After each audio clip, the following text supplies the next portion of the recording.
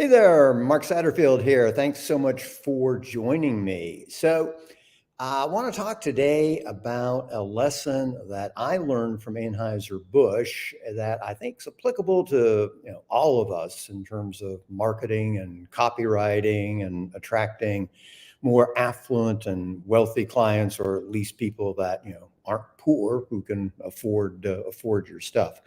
Um, when it came time to go to college, I wound up going to Washington University in St. Louis. I very much wanted to go to UCLA, but Dad said that I would probably become a pretty good surfer and flunk out my sophomore year. And truth be told, Dad was probably right.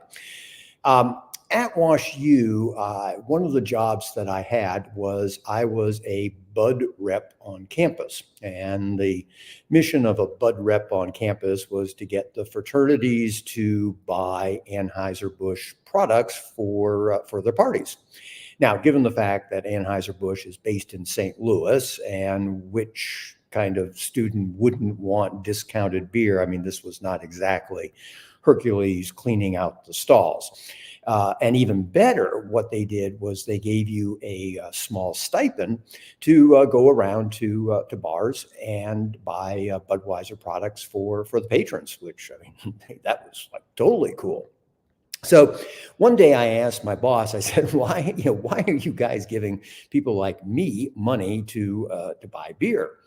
And he said, at Anheuser-Busch, our primary business is making friends.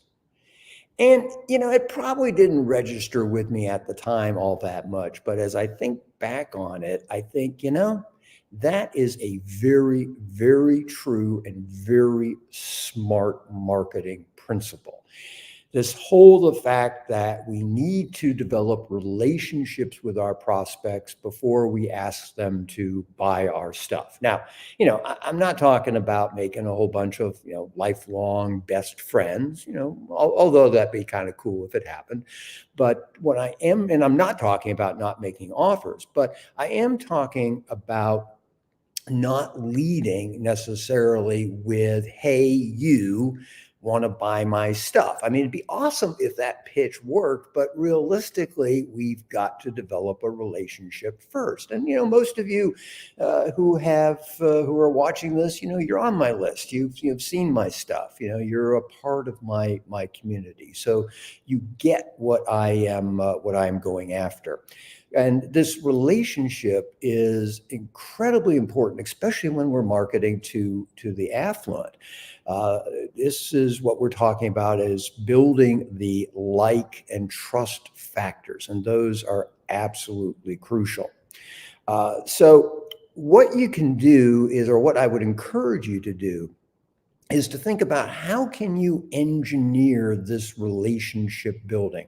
What can you do to put in your marketing campaigns, on your website, in your email copy, on your social media posts that build relationships? And of course, one of the things is to provide value, give people good ideas, as we say, news you can use, and that will be helpful to them. And that's one of the steps that you can take to build a relationship. And there's a lot of others, but I'd like to have you give some thought to that.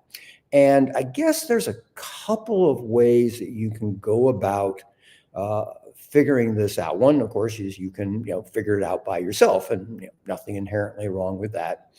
The other option is you can get advice and counsel from some other people.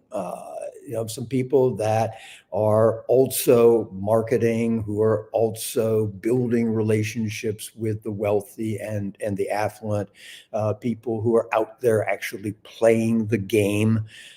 Those are the kinds of people that can be enormously helpful to both bounce ideas off of and to get new ideas about some things that perhaps you haven't considered. And that's really the primary reason why I have decided to start a small mastermind group. And when I say small, I mean small.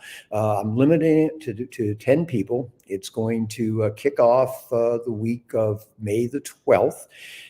There's some information that's in a link that is below this video or next to this video or somewhere near this video. You should be able to find a URL that will take you to the page that describes what I have to offer.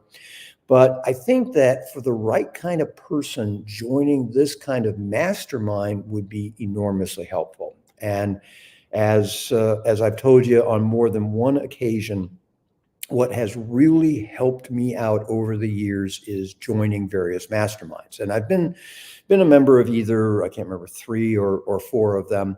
They were all worthwhile. Some were better than others. And what I've tried to do with this particular group is to take the things that I at least found to be the most beneficial, working on the assumption that they'd be helpful to you as well. So, we'll meet twice a month. And the reason that I like twice a month is because we have a frequency so that when people say, hey, I'm going to do something, we can then follow up in a very timely manner and make sure that, hey, did you do it?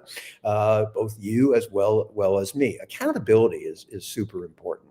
Also, the frequency helps us when we hit the roadblocks, when we get frustrated that a campaign isn't producing the results that we want.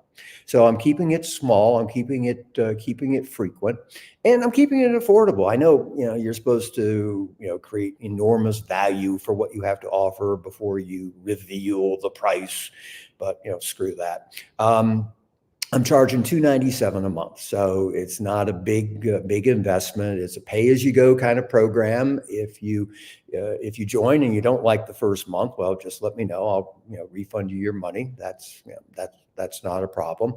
No long-term contract. So as I say, I'm keeping it reasonable, and there's reasons for not joining a mastermind group or my mastermind group, but price really shouldn't be it. I mean, if $297 is a super stretch for you, then there is something fundamentally wrong with your business. But hey, that's a different topic for a different day. But I would encourage you to check out the information, because I think that for the right kind of person, those of us who are focused on the affluent market, those of us who are playing the game, those of us who are doing some marketing but want to do more of it, someone who likes to have the collegiality and the friendships that grow out of these mastermind groups, I think this could be a great experience. So check that out.